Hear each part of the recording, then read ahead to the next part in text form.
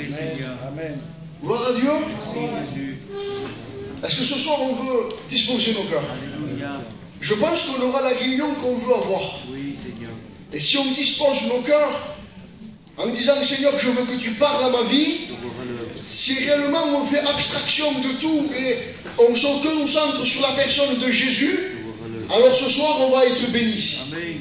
Écoutez-moi, je ne suis pas simplement venu assister à une réunion, mais ce soir je suis venu pour que Dieu parle à mon cœur et à ma vie.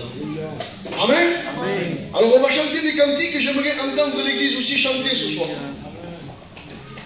Pour la gloire de Jésus, merci.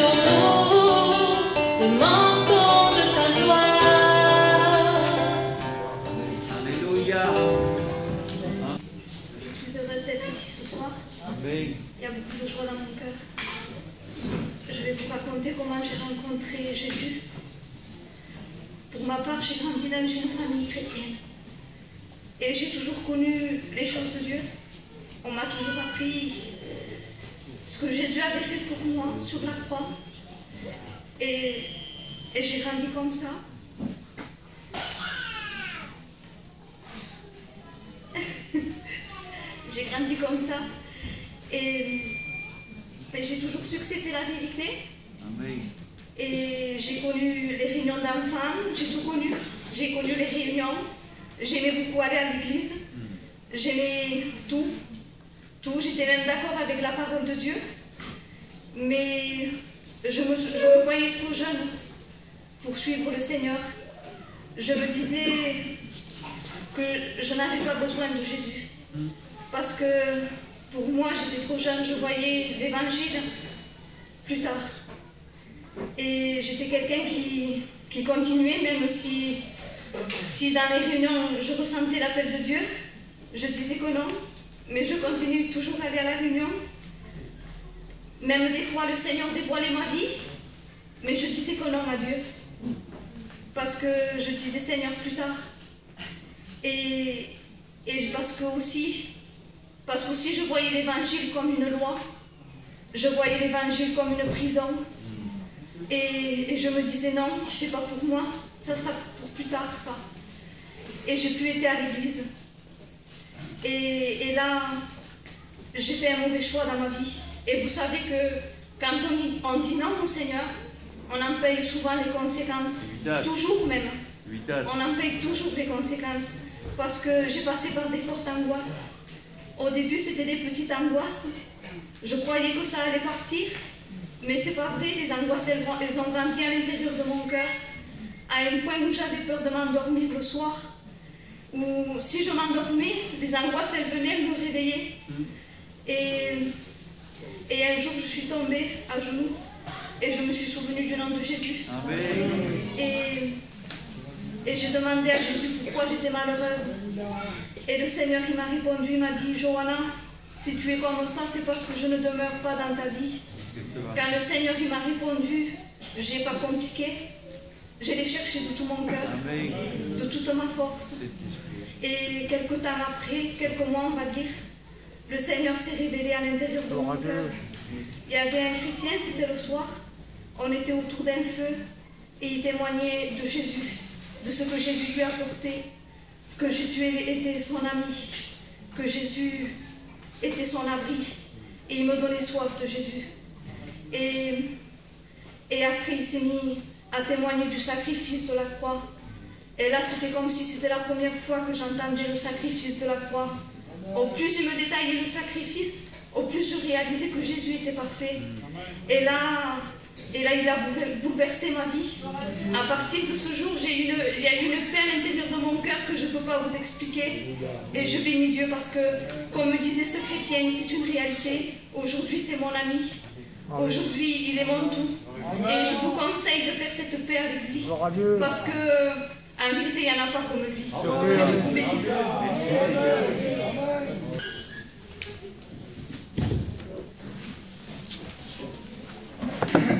Merci aux frères pour cet honneur. Gloire à Dieu. Amen. Même si on n'aime pas, mais on aime bien quand même. Ça fait du bien. Alléluia. Hein? Est-ce que vous croyez que Jésus est là? Amen. Non, c'est pas vrai, j'ai rien entendu moi. Est-ce que vous croyez que Jésus est là? Amen. Vous croyez qu'il va se passer un miracle ce soir? Alléluia. Est-ce que vous êtes venus pour recevoir et vivre un miracle instantané ce soir? Amen. Je ne parle pas de demain. Demain, ce sera un autre jour. Chaque jour suffit sa peine, dit la Bible.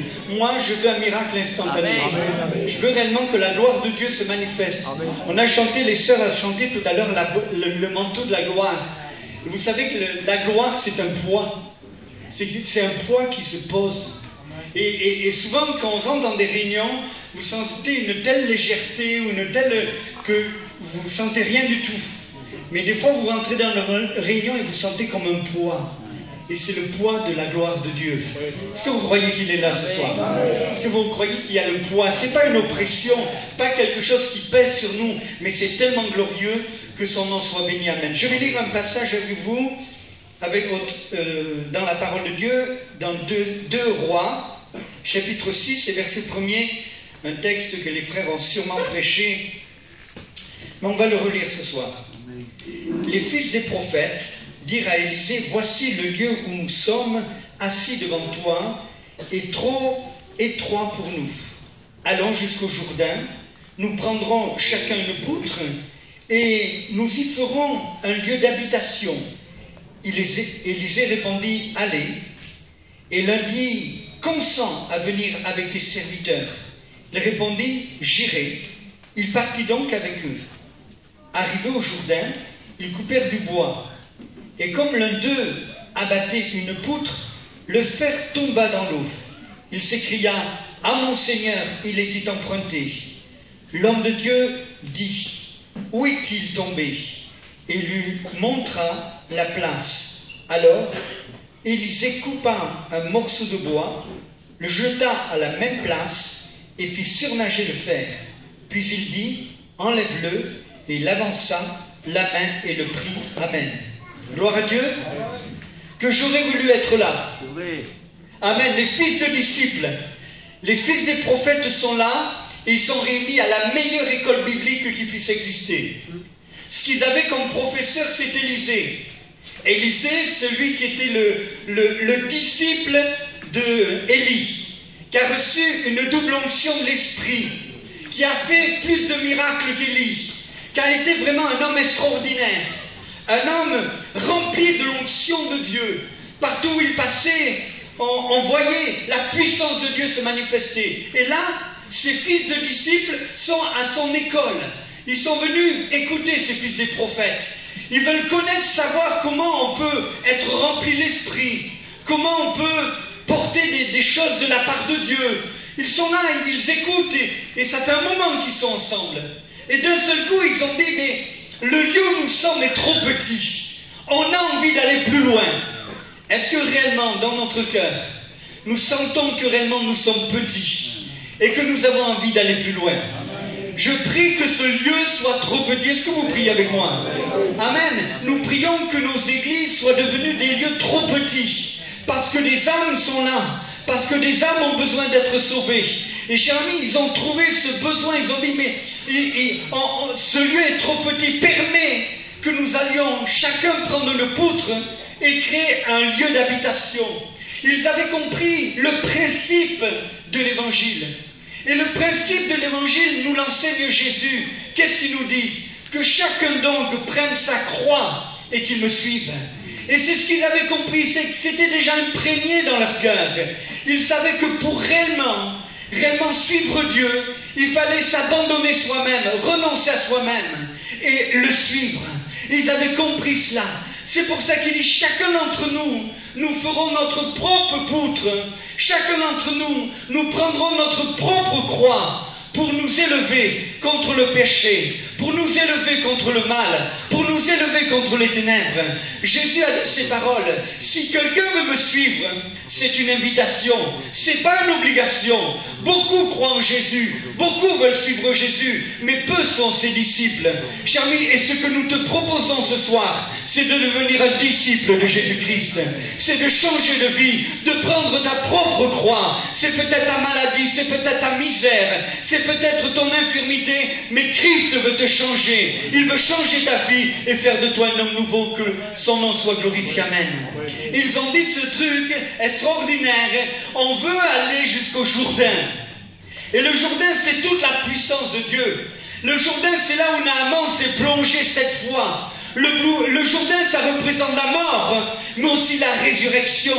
Le Jourdain, c'est là où Jésus a été baptisé. Le Jourdain, c'est là où des choses extraordinaires se sont passées. Chers amis, parce que quand on prêche la croix et quand on prêche Jésus, nous prêchons la mort et la résurrection, que son nom soit béni. Amen. Est-ce que tu n'as pas envie de vivre quelque chose de nouveau dans ta vie? N'es-tu pas las de vivre ce que tu es en train de vivre? N'es-tu pas las de vivre cette vie de péché, cette vie sans Dieu? Tu essayes par tous les moyens de t'acheter une vie, de faire du bien, d'essayer de faire... Mais sans Dieu, tu n'y arriveras pas. Tu as besoin de Dieu. Tu as besoin d'une rencontre personnelle. Tu as besoin de le rencontrer toi personnellement, comme ces jeunes femmes l'ont rencontré. Tu as besoin de faire ta propre expérience. Et là, chers amis, viens au Jourdain ce soir. Je crois que la grâce de Dieu est en train de couler. Et chers amis, rien ne peut arrêter la grâce de Dieu. La grâce de Dieu, c'est quoi? C'est la mort. C'est la mort à toi-même. Mais la grâce de Dieu aussi, c'est la résurrection. Il veut te ressusciter. Excusez-moi pour ce que je vais dire ce soir, mais vous êtes morts dans vos péchés, morts dans tout ce que vous commettez, morts dans le mal que vous commettez autour de vous. Vous êtes morts, mais Christ est capable de vous ressusciter. Alléluia. Venez au ruisseau de Dieu. Amen. Je crois qu'il est là ce soir. J'aime le psaume 65 au verset 10 qui dit « Le ruisseau de Dieu est plein d'eau. » Alléluia. Est-ce que vous croyez qu'il est là, le ruisseau de Dieu? Est-ce que vous croyez qu'il est capable d'emmener vos cœurs? Alléluia. Est-ce que vous croyez qu'il est capable d'agir? Alléluia. Alors, il dit ça à Élisée, et Élisée leur dit « J'irai. Allez-y, pardon. » Je suis étonné, moi, comment Dieu répond. Des fois, on voudrait qu'un ange descende, qui vienne et qui nous fasse un discours. Tu vois, je pense que tu es gentil et que ça va aller. Non, des fois, Dieu nous rappelle qu'avec une seule parole. Va, fais, obéis. Et là, ils sont là, ils sont étonnés, ils se sont dit, mais viens avec nous. Viens nous, on ne part pas si tu ne viens pas. Et qu'est-ce qu'il répond? J'irai. Je suis étonné, moi. Il ne raconte pas, nous, on veut que Dieu nous raconte tout un tas de choses et d'histoires et tout. Mais Dieu est direct, il est précis. Il dit, j'irai. Quelle extraordinaire chose. Amen. Et ils partent ensemble. Et ils arrivent là et chacun avec sa hache commence à couper du bois. Et il y en a un, il a une hache mais qui n'est pas à lui. Elle est empruntée. C'est pas à lui, ça ne lui appartient pas. Et comme il est fils du prophète et qu'il a donné sa parole, il a emprunté cette hache, il a dit, je suis fils de prophète, je te la rendrai, je te le promets. C'est comme ça que ça se passait. Parce qu'il avait un rang à respecter, il avait un nom à respecter, il tenait sa promesse, il voulait le rendre cette hache. Mais cet homme, il a fait quelque chose de insensé. Il a négligé quelque chose. Il a négligé si le fer tenait bien. Alors quand il a commencé à taper, qu'est-ce qui s'est passé? Le fer est parti et tombé dans l'eau. Alors il s'est crié, ah Seigneur, mon Seigneur! Il n'a pas été chercher les jeunes pour venir l'aider. Il n'a pas été chercher ceux qui l'entouraient pour l'aider. Il a été vers l'homme de Dieu. Et l'homme de Dieu lui a dit, mais où est-il tombé? Où est-il tombé? Et là, il lui montre l'endroit où il est tombé. Ta vie, Dieu te l'a prêtée. C'est un emprunt que tu as. Ta vie, Dieu te l'a prêtée. Et cher ami, qu'est-ce que tu as fait de ta vie? Elle est peut-être dans la vase aujourd'hui. Aujourd'hui, ta vie ne sert plus de rien. Aujourd'hui, tu l'as perdue. Aujourd'hui, tu es en train de tout perdre. Toi, ma soeur, toi, mon frère, tu as perdu peut-être quelque chose dans ta vie spirituelle. Tu n'as plus le même goût pour la prière. Tu n'as plus le même goût pour lire la parole de Dieu. Tu ne prophétises plus dans l'église. Tu ne fais plus rien pour le Seigneur. Mais Dieu te dit aujourd'hui, ce soir, que ce que tu as perdu, il veut que tu le retrouves. Que ce que tu as perdu, il va te donner de le retrouver. Est-ce que tu veux retrouver ce que tu as perdu? Peut-être que vous savez, quand je me suis converti, je raconte souvent que quand je me suis converti, j'étais un fou furieux. Je courais dans les parcs et je parlais de Jésus. Je montais sur les bancs publics et j'appelais les gens et je leur parlais de Jésus. Je courais dans les rues et j'arrêtais les gens et je leur suppliais d'accepter Jésus. J'ai envie de t'aider peut-être comme ça, mais où est ton zèle? Pourquoi? Qu'est-ce que tu as perdu? Peut-être tu témoignais à la boulangère, au boucher, toujours tu es en train de témoigner, mais ça tu l'as perdu. Est-ce que tu veux le retrouver ce soir? Est-ce que tu veux retrouver ce zèle? Est-ce que tu veux retrouver ce matin où tous les matins tu te mettais là à genoux à prier le Seigneur? Est-ce que tu veux le retrouver? Tu l'as perdu. Reconnais que tu l'as perdu. Cet homme est venu vers le disciple en reconnaissant, je l'ai perdu. Et ce que nous te proposons ce soir, c'est de venir et de reconnaître ton état. Et de dire, oui, j'ai perdu ma vie. Elle ne sert plus à rien. J'ai perdu ma vie et je l'ai gaspillée. J'avais un foyer, je l'ai perdu. J'avais des enfants, je m'en occupe plus, je les ai perdus. J'ai tout perdu. Mais ce soir, quand tu as tout perdu, tu peux tout retrouver. Ça, c'est la grâce de Dieu. Qu'est-ce que tu as perdu ce soir? Rentre en toi-même. Fais comme le fils prodigue. Recherche dans ton cœur. Cherche avec ton esprit. Qu'est-ce que tu as perdu? Qu'est-ce que tu as lâché? Qu'est-ce que tu as abandonné? Cher ami, il y a bien des hommes dans la Bible qui ont perdu les choses parce qu'ils pensaient que Dieu était toujours avec eux. Mais ils l'ont perdu. Pourquoi? À cause de la désobéissance. Ils ont négligé. Le fer ne tenait pas bien. Ta vie n'était pas attachée au Christ. Et quand ta vie n'est pas attachée au Christ, elle s'enfuit, elle tombe et c'est fini pour ta vie. Est-ce que tu veux retrouver le Christ ce soir? Est-ce que tu veux être touché par lui? Est-ce que tu veux sentir sa main qui te relève? Est-ce que tu veux vivre quelque chose? Alors il dit, je t'en supplie. Il est désemparé. Il est perdu. Il a donné sa promesse. Faut qu'il le rende cette hache. Il va vers le serviteur de Dieu. Il dit, je t'en supplie, fais quelque chose pour moi. Je voudrais que ça soit ta prière ce soir. Amen. Je t'en supplie, Seigneur, fais quelque chose pour moi. Sauve-moi. Sauve mon foyer. Sauve mes enfants, sauve mes parents. Sauve-moi, je suis dans la boue. Je suis tombé, j'ai tout perdu. Tu m'avais prêté une vie et je l'ai gâchée. La vie est courte, tu sais, elle ne dure pas longtemps. 80 ans pour les plus robustes, nous dit la parole de Dieu. Mais elle ne dure pas longtemps. La vie est courte. Qu'est-ce que tu en as fait? Dieu te l'a donné pour que tu vives heureux, pour que tu vives avec ta famille, avec tes enfants, pour que tu te réjouisses, pour que tu sois en bonne santé. Mais tu l'as gâché. Tu l'as gâché. Tu as gâché. Tu as négligé ce que Dieu t'a donné. Viens ce soir. Viens lui dire, c'est ma faute. C'est pas la tienne, Dieu. C'est pas de la tienne, c'est ma faute. Pourquoi tu accuses toujours Dieu? Pourquoi tu remets toujours la faute sur Dieu? Pourquoi tu dis, mais s'il y avait un Dieu dans le ciel? Oui, Dieu est au ciel, il te voit. Il te veut ce soir. Il veut te sauver ce soir.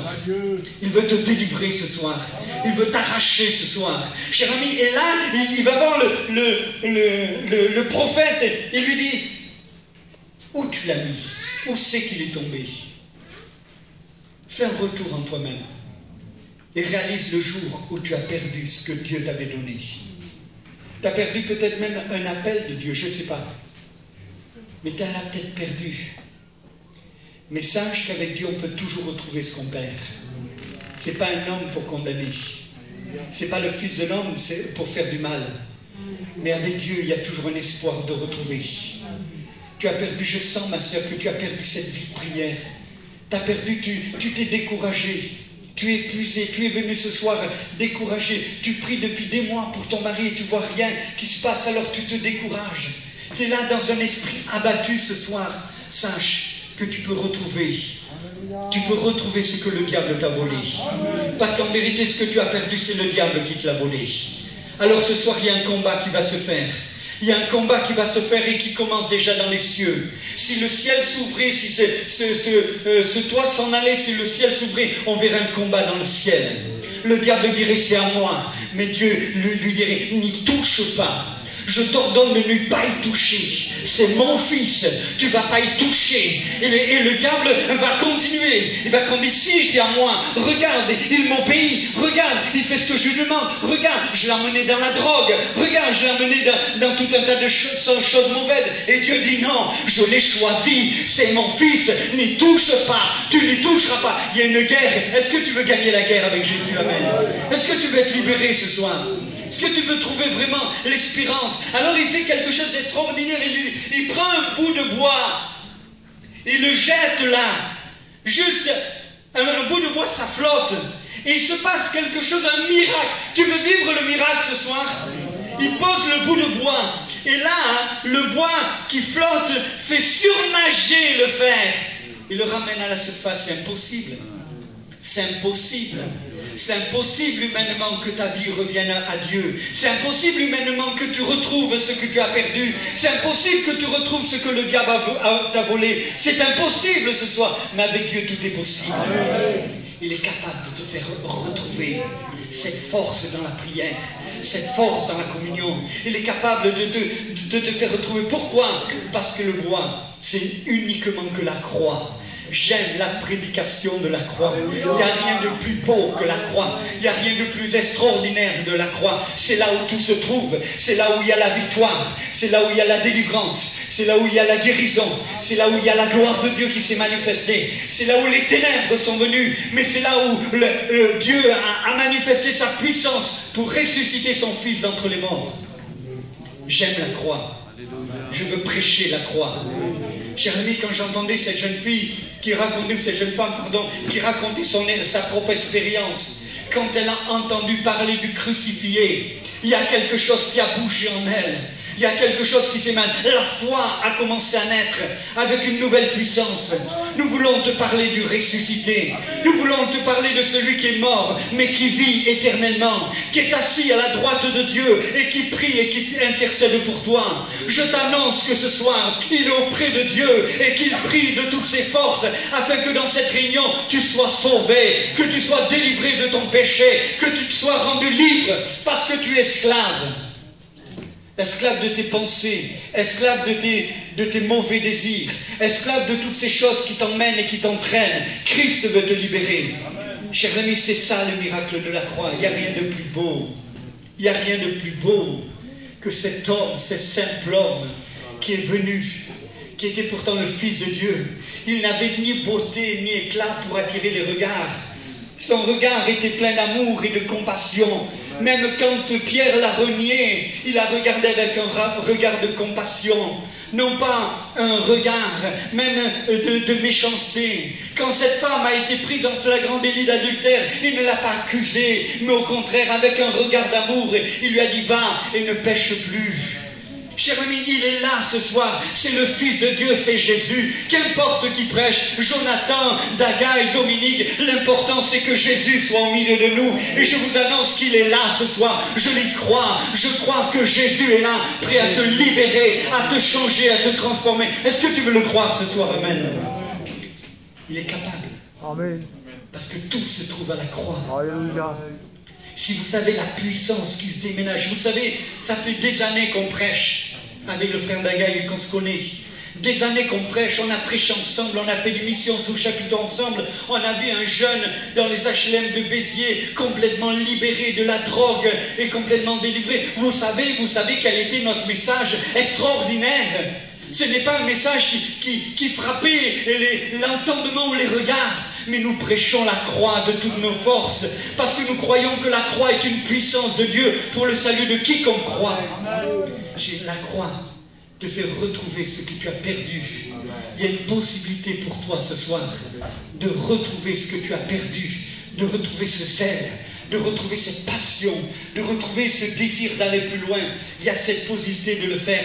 Et il lui dit cette chose, une fois qu'il est remonté, il dit avance la main et prends-le.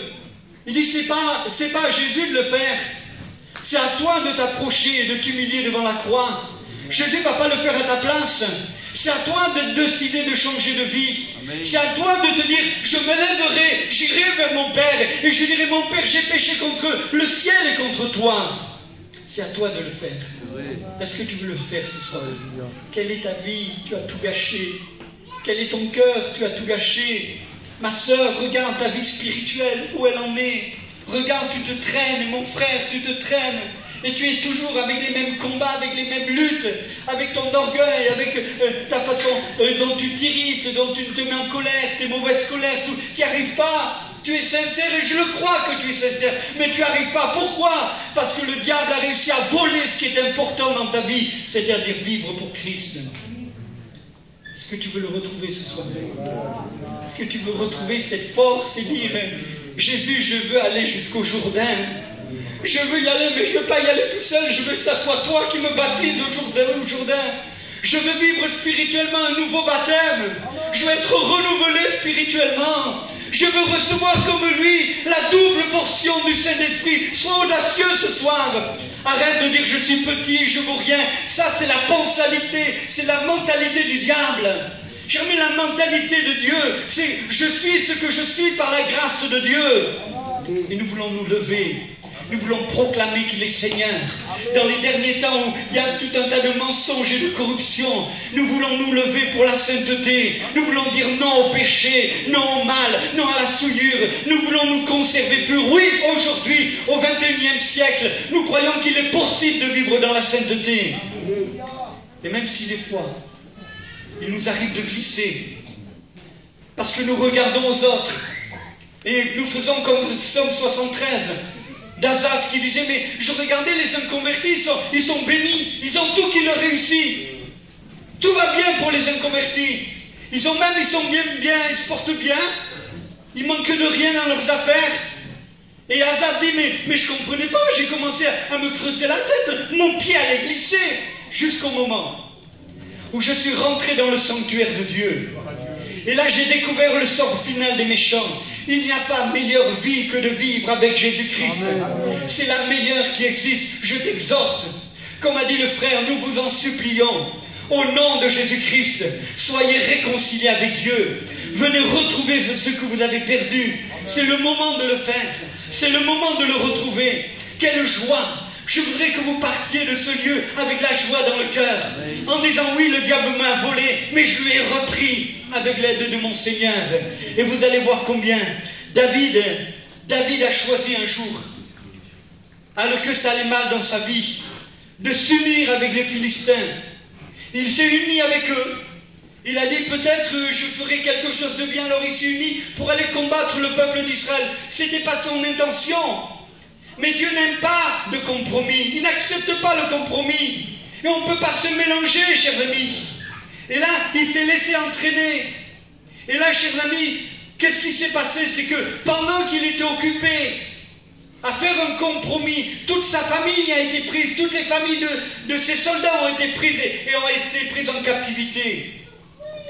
Et quand Dieu a permis qu'ils reviennent, parce que Dieu t'arrête toujours dans la folie de tes projets, et quand il revient et qu'il voit plus personne dans le camp, il se met à pleurer, et tout le monde pleure. Et chers amis, tout le monde est là, et même les hommes pensent à le lapider. Mais David, la Bible nous dit, a repris confiance en l'Éternel. Il a repris confiance en l'Éternel, et il s'est ressaisi. Il a dit, non, nous allons reprendre ce que le diable nous a volé. Est-ce que toi aussi tu veux te ressaisir? Est-ce que tu veux reprendre ce que le diable t'a volé? David a été beaucoup plus loin des fois. Parce qu'il a arrêté de combattre. Et qu'il s'est commencé à se promener sur une terrasse. Les convoiter ce qu'il ne devait pas le convoiter. Et ça a été une catastrophe pour sa vie. Mais David a su s'humilier dans le psaume 51. Seigneur, s'il te plaît, tes jugements sont justes. Ta sentence est équitable. Aie pitié de moi. Ne me retire pas ton Esprit Saint. Ne me retire pas ton Esprit Saint. Il s'humilie profondément et Dieu permet qu'il retrouve ce qu'il a perdu. Le fils qui perd à cause de cela, Dieu lui redonne un autre fils qui deviendra roi d'Israël. Cher ami, Dieu, quand il rend à la perfection. Si le diable t'a volé un tout petit peu, Dieu est capable de te rendre au centuple. Cher ami, est-ce que tu crois cela? Est-ce que tu crois que ça peut arriver dans ta vie, cela? Béni soit Dieu. Un jour, Dieu parle à Abraham. Il lui dit, quitte ta famille, quitte ton pays, quitte la maison de ton père, une autre version dit, et va dans le pays que je t'indiquerai. Et Abraham part. Il fait des autels à l'Éternel et l'Éternel lui parle. Mais Abraham commet une erreur. C'est qu'il emmène son neveu avec lui. Et c'était pas prévu au programme, parce que son neveu, ça fait partie de sa famille. Et c'était pas prévu au programme. Et il part avec son neveu. Et vous voyez que Abraham a beau faire des autels, Dieu ne lui parle plus. C'est fini, Dieu ne lui parle plus. Pourquoi? Parce qu'il a perdu la possibilité d'entendre la voix de Dieu. Cher ami, et là, à ce moment-là, Dieu permet une chose, c'est qu'il y ait dispute entre les bergers d'Abraham et de Lot. Et que Lot puisse s'en aller. Et dès que Lot s'est en allé, Dieu a parlé à Abraham. Il a retrouvé ce qu'il avait perdu. Est-ce que tu veux retrouver ce que tu as perdu? Est-ce que réellement, ma soeur, mon frère, t'en as pas marre de vivre une vie un jour en haut, un jour en bas, un jour en haut, un jour en bas, un jour t'es bien, un jour t'es pas bien, suivant ton humeur. On ne suit pas Dieu avec notre humeur, on suit Dieu avec notre cœur. J'ai des moments où l'humeur n'est pas bien, j'ai des moments où je suis morose, j'ai des moments peut-être où ça va pas, où vous savez comme on dit, je suis le levier du pied gauche, mais je ne suis pas Dieu avec mes humeurs, je le suis avec mon cœur. Parce que mon cœur est à lui. Je lui ai donné mon cœur. Et Dieu te dit ce soir, mon fils, donne-moi ton cœur.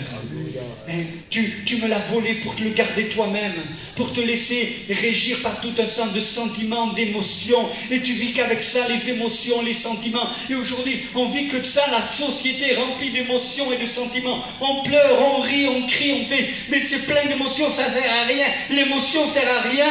Tu peux pleurer, ça ne sert à rien. Ce que Dieu veut, c'est ton cœur. J'ai rencontré des hommes en prison qui pleuraient sur ce qu'ils avaient fait. J'ai rencontré des hommes, pendant 12 ans, je suis resté aumônier de prison. J'ai rencontré des hommes qui regrettaient vraiment. Mais ce n'est pas les regrets qu'il fallait. Judas a regretté, il a été se pendre. Ce n'est pas les regrets. Ce que Dieu veut, c'est ton cœur. Et je t'en supplie, donne-moi ton cœur. Mon fils, dit le livre des Proverbes, donne-moi ton cœur. Est-ce que tu veux retrouver ce soir ta vie que tu as cachée?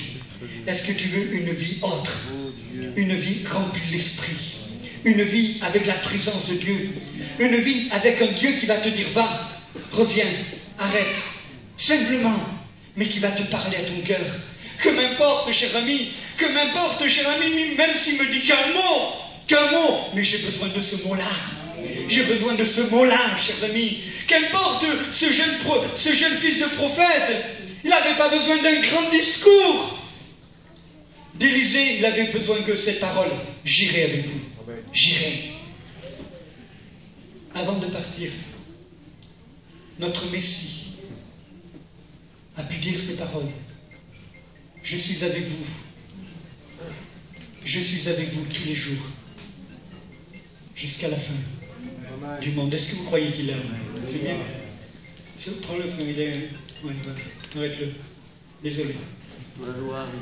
Gloire à Dieu. Amen. Est-ce que vous croyez que Jésus est là? Amen. Est-ce que vous croyez qu'il va vous permettre de retrouver ce que vous avez perdu? Je sais que c'est une parole pour vous ce soir. On va pas aller plus loin. On va baisser la tête si vous voulez bien.